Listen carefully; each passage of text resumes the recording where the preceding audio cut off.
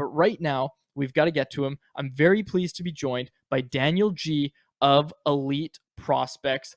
Daniel joining us, of course, courtesy of our friends over at Zephyr Epic. Daniel, how's it going today? Good. How's it going for you? Pretty good, man. I love the gaming chair. Faber has one just like that, so it's nice to talk prospects with someone else in a similar gaming chair to Chris. So we won't waste any more time. Let's get to it. Prospects. I want to start with Vitaly Kravtsov. You wrote something about him basically as soon as he was acquired by the Canucks. What have you thought about him through his first stretch of play? Any surprises? Anything you weren't expecting? And what are you expecting from him in the future here? He's honestly showing a lot of what I kind of saw in his previous tape. Like the skill pops in open ice. He has that large ice maneuverability. He blends deception with his hands.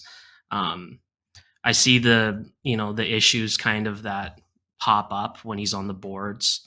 Um, he was originally drafted to be like a big kind of like power to the net forward. But he's more of just kind of like a bigger skill guy in open ice. But at the end of the day, his frame is built for the NHL. He has the small ice handling to really work pucks along the boards, and he has cutback ability and all that type of thing.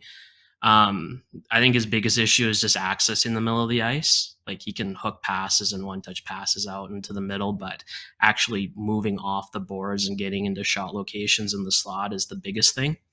Um, so I found it interesting that the Canucks already posted a video of him and Podkolzin working on, you know, just uh, just little maneuvers to get to the center of the ice because that's where the majority of goals are scored.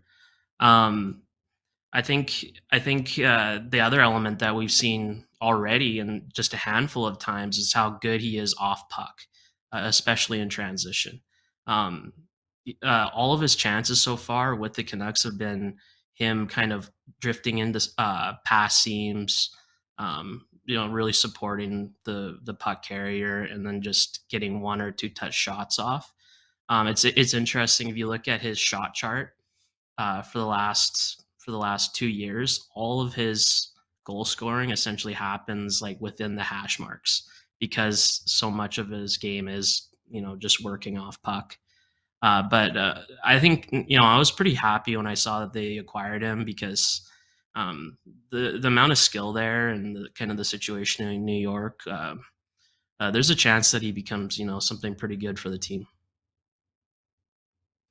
That's kind of the question that we've had over the past little bit is with this team, kind of making it clear that they want to make the playoffs next year and having so many wingers, is there even a spot for him in this lineup next year? Yeah, it's a good question. The one element that I think will help him is the fact that he plays a north-south game that Rick Tocchet wants to run. Um, even when he works an inordinate amount of pucks out of his own zone, and then when he does pass off, he drives the middle of the ice, pushes defenders back, opens up space, that type of thing. So I think that'll help him quite a bit, and I do think that he's at least competent on the defensive end of the puck, which could bear well against some other younger players that might be coming up to take the spot. He's a disruptor. He scans. My colleague at Elite Prospect, David St. Louis, he's watched Kravtsov quite a bit over the years, and his defensive game has grown considerably over that amount of time. So um, I think there'll be a spot for him. It's kind of one of those situations where you acquire a guy and you try to make it work as much as possible. Yeah, that's fair. That's very fair. Another guy that this team recently signed and, is going to be bringing into the fold, Aiden McDonough. You've watched a lot of McDonough. I want to talk to you about him because the conversation that we were having yesterday was, what does the rest of this season look like for him? And what does next season look like for McDonough?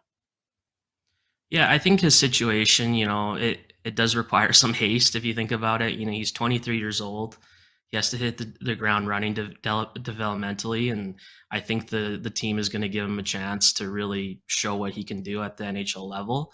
That being said, like what I think we'll see out of him is very much his game at the NCAA level because a lot of what he does is translatable. He's not very dynamic in transition at all, but you don't really have to be under Tocchet's system. But if they give him, opportunity to really leverage his shooting ability on the power play, like he did at Northeastern, um, he'll have a lot of success. His playmaking has developed so much over the years. This season, like if he's on the boards, he's going to connect with a guy through layers in the slot for a high danger chance, and that type of game will really help him at the NHL level. And he's big, he's a sturdy forechecker. Those type of things, bode well. I think his stride is pretty prohibited right now. But we've seen players that fit similar profiles as him have success. Like I think I was talking to Drance in Penticton, and he made a really good comp that's kind of stuck with me over the months. That he sees him similarly to Chase on, just a bigger, sturdier guy who can shoot off puck, who can produce, in limited minutes. I think that's kind of what you're looking for with him, which is a massive win when you're looking at a overaged seventh round pick, kind of like the last remnants of Judd Brackett, pretty much coming through. Okay, Josh Bloom. We know nothing about this guy. Faber and I both haven't discussed his game much, but I know you know a bit more about him. So obviously acquired in the Riley Stillman trade. What can you tell us about Josh Bloom? Yeah, I kind of know lifed his games over the last couple of weeks. I finished him and got an article out for Daily Hive. Essentially, the biggest thing about him is he's like an incredible forechecker, and I'm not a forechecker, a penalty killer. Sorry. One of the like I think I described him in the article as like a mosquito trapped in your tent when you're camping. He's just so damn annoying. He's a pressure pusher, especially on the blue line. He anticipates passes and works it right into counterattacks. He actually he's tied for the lead in the OHL for shorthanded goals over the past 2 seasons with 11. I think he had 7 last year and 4 this year. Um, so essentially, he's one of those guys that'll work right down the ice on a penalty kill, jam the puck into the corner of the boards, and just take a beating until 10 seconds are dragged off the clock for the penalty kill. The reason why I focus on this is because um, I don't think a lot of his game is translatable offensively. When he's on puck, like carrying pucks in the zones, he typically takes really poor shots from the outside of the ice, so outside of the dotted lines or the slot. And because of that, like you don't really see goals scored like that in the NHL. Everything's on the inside. He's a talented passer out of those situations, so he has a delay game, and delay games are becoming more important in the NHL. Instead of running the puck down the boards and into pressure, into a defender, you're cutting back and looking for pass options that are trailing in behind. So he does that. Where he really struggles, and this is where I find a lot of his translatability issues, is whenever he tries to work laterally, like east to west, he tunnels into his stick, like meaning like you can actually see his field of view, his eyes look down at his stick, and because he's looking down, he doesn't scan anything around him, and poor it usually leads to poor decisions and missed passed options. That being said, when he can separate, he has great acceleration. He can really create room between defenders. He disguises his release. He manipulates with his feet, sending a goalie against the grain. Um, I do think because of all of that I mentioned, he's probably more of a north south attacker, a simple north south attacker in the NHL who has the intangibles of penalty killing, et cetera, et cetera, et cetera.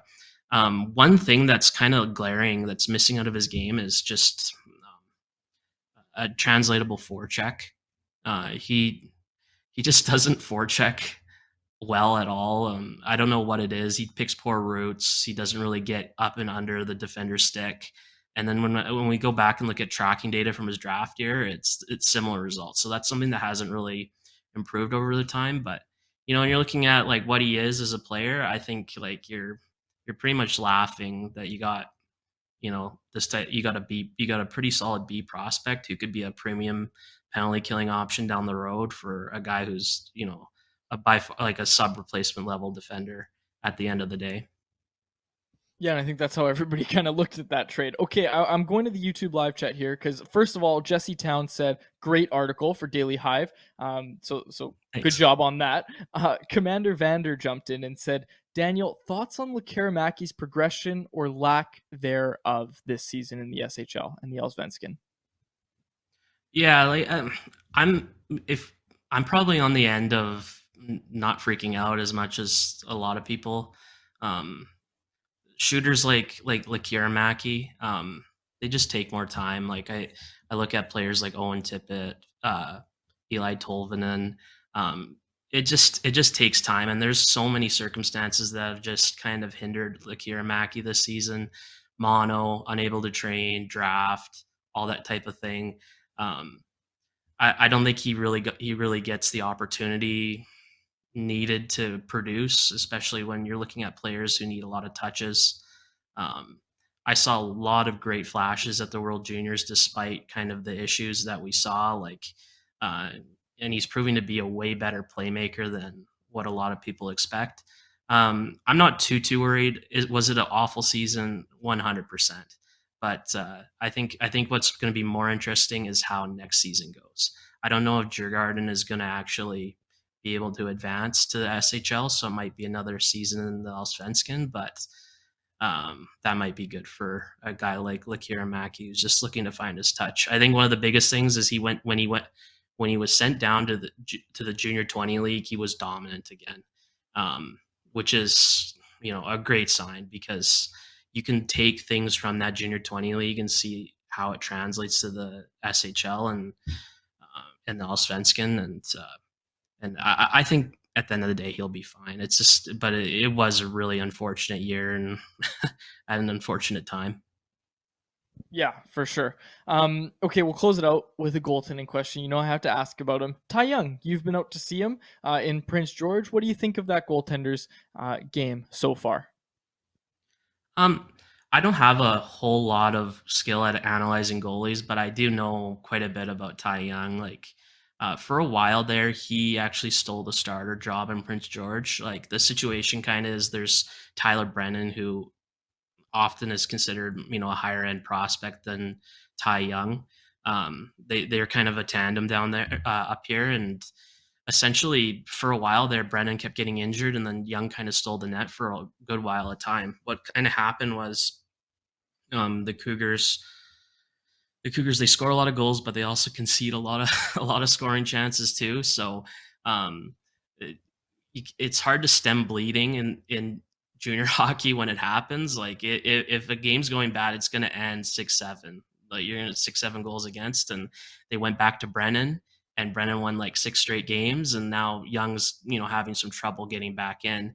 I did hear from some people around kind of the team and everything that Young was kind of the goalie that they were considering going forward with. I don't know how accurate it is, but that's probably changed now, just the way junior hockey works. But yeah, he's kind of in it's like a two-headed dragon type thing with PG and kind of trying to fight through to get playing time. I think a big thing about Young is his age, right? Like he was like 4 days off from being draft eligible for this year, which means he's like a full year younger than everyone. Um, in that draft class. And I go back to a Kevin Woodley article for NHL.com where he talked to Ian Clark and he compared Young to a Eastern European goalie, which I thought was completely fascinating. That a lot of talent, just not a lot of structure, right? Uh, and I think I do think that's the way that Young is, and we won't really truly see the effects of that development until he's more integrated in the organization if they do end up signing him down the line. Awesome, Daniel. Thank you so much for taking the time today. I needed my prospect guy on the show, and Yeah, you did an awesome job. We'll do this again yeah. soon. Thanks for Thank you. having me. Awesome. Thanks, man. And that is Daniel G of Elite Prospects joining us again, courtesy of our friends over at Zephyr Epic. Promo code Hockey Season, capital H, capital S, all one word, Hockey Season. They also have a retail location out in Surrey, so be sure to go check them out.